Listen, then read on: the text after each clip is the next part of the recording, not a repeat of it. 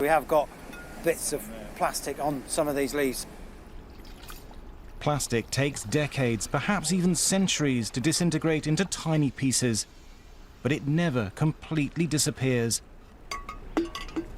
We got the sample that we got in the mantanet this morning. What I want to do is see if we can go through it and pull out any pieces that look a little bit like plastic.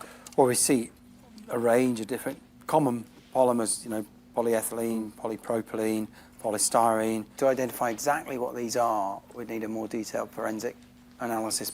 We find just a handful of pieces in our 15-minute trawl, but it's still hugely significant.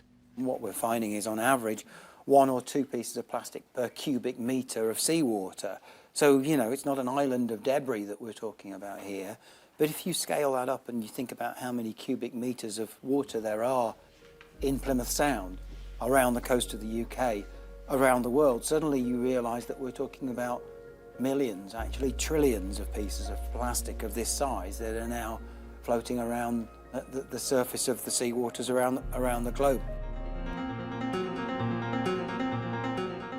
The beaches are wild, the seabirds abundant. And the gulls themselves, they're just resting here? Yes, yeah. Do you get large flocks of them? Yeah, especially when fishing fleet comes in. All of them occasionally have plastic in their stomach, but the one that has it regularly is the fulmar. A little bit they probably get through the fish they eat that has eaten plastic from deeper water layers, but most of it is from the surface. Most of it is floating plastic. When dead fulmars wash ashore, their stomachs are examined. The birds give scientists a chance to gauge just how much plastic is out in the open ocean.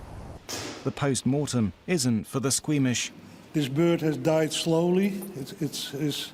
There's no fat remaining.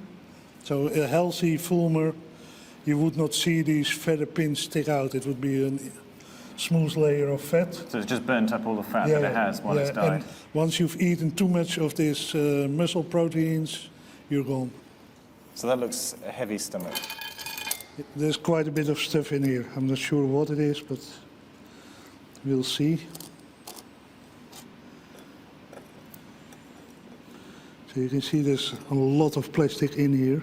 Goodness me. So It's full of plastic. Yeah, so this gizzard is basically full of plastic.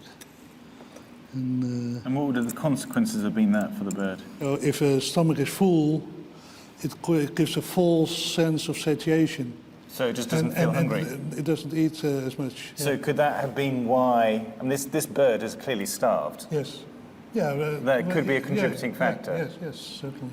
So what does that tell you about the life of that bird? Well, it's suffering from our mistakes, and